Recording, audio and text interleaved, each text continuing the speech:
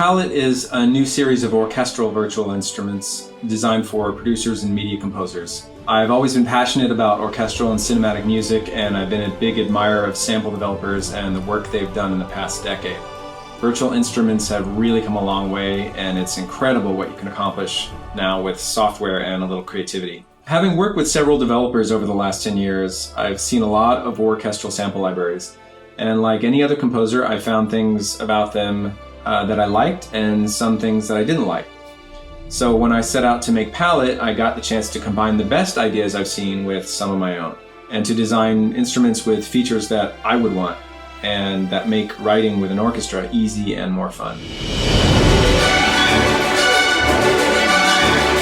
Palette Symphonic Sketchpad is the flagship of the Palette line.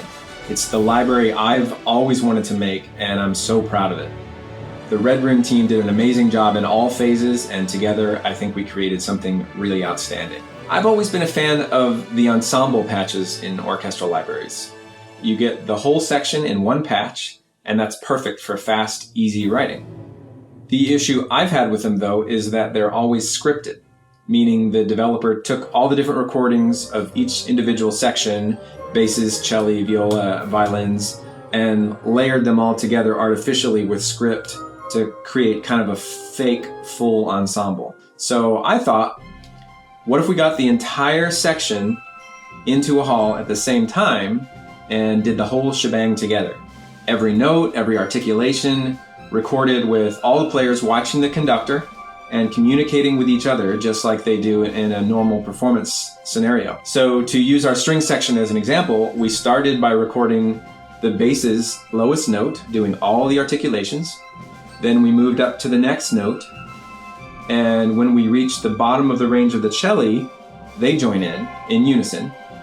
And as the notes get higher, the viola join the party, and then when the basses reach their highest note, they drop out. So same with the cello. And as you can guess, the violins enter the picture when we reach their range. So what you end up with is a tighter performance, because you get the emotion and all the nuance that comes with a group of musicians performing together with a conductor. And that's what I felt was missing from those artificial ensemble patches. I think this method just sounds better because it's real. So we recorded all of that with the standard size orchestra. But then we thought, you know what? Wouldn't it be great to also offer a second, smaller ensemble for flexibility? So we repeated the entire process with chamber-sized ensembles. Again, nothing is scripted. These are entirely new recordings, but with fewer players. Same set of articulations, same ranges, same authentic group performances. So basically what you get is two orchestras to choose from. Now we wanted the library to live up to its name, Symphonic Sketchpad. So it had to include all of the instruments you typically need. Of course, with a proper orchestra, that's going to include percussion. So we recorded all the standard performance techniques for 8 of the most commonly used atonal percussion instruments, like bass drums, snares, cymbals, toms, and auxiliary. We also sampled tonal percussion like timpani, glockenspiel, xylophone, and tubular bells. Most composers I know actually write with piano and then go back and flesh things out with a full orchestra.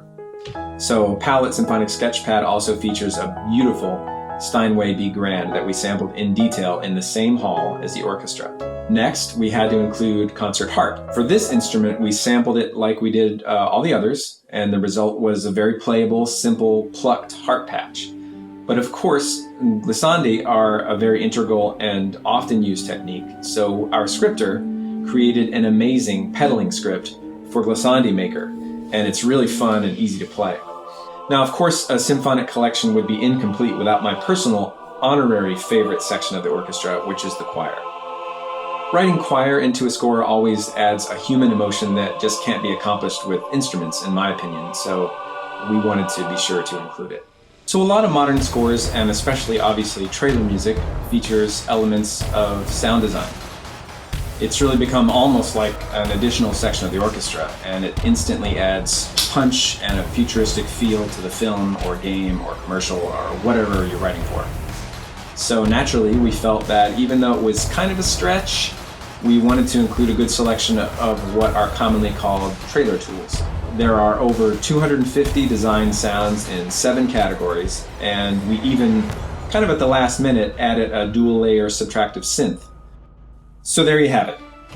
2 sizes of orchestral ensembles with strings, brass, woodwinds, choir and percussion, piano, harp, and trailer tools. Again, I'm so proud that we were able to create a library of this magnitude with all this gorgeous, amazing content. It's truly a dream come true, and I hope that comes across when you use it. We had a lot of ideas for content for the flagship library, Palette Symphonic Sketchpad, and to be honest, it turned out to be too much to try to cram into one product. So I got the idea to divide it all up into more focused and affordable libraries that all complement each other. That way, if you need certain tools but not others, you're able to buy exactly what you need.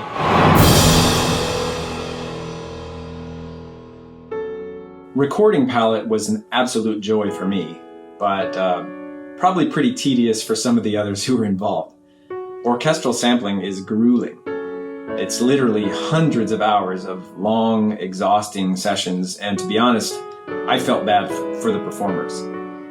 I mean, these are some of the world's finest musicians, and I'm asking them to sit completely still and repeat single notes for hours and hours. Of course, if they shuffle their feet, or the chair squeaks, or they sniff, or breathe funny, it all comes through in the recording, and that sample becomes unusable. So at every single session, I was absolutely blown away, not only by their skill, but also by their level of control and their discipline, their positive attitude, obviously, and just their overall professionalism. It was truly an honor to witness. I ended up flying to Europe twice to work in person with the orchestra. Each time was about a week of marathon sessions, morning to night. We also conducted countless more sessions online over an 8-month period, a lot of them at odd hours here in the US because of the time difference. Our session producer, Julian, was amazing. His production team not only handled the difficult task of scheduling, but he also personally oversaw every session. He helped to monitor for the best takes and performances, and made sure our samples were going to be top-notch. So much of the credit goes to him and his team, and I really love working with them. Well, we've got plans to create more brush packs, including one that's already in production that we think is going to be pretty useful for a lot of producers and writers of all kinds of music. So the palette line is definitely here to stay, and it's going to continue to grow. It's a cliche, I know, but I hate to use it, but it's truly a labor of love for us. So we've designed them with composers in mind and tried to make them as affordable as possible. I almost feel like I just bought something new for my own collection every time we make a new product, which is exciting. And we can't wait to hear the music that people are going to make with Palette.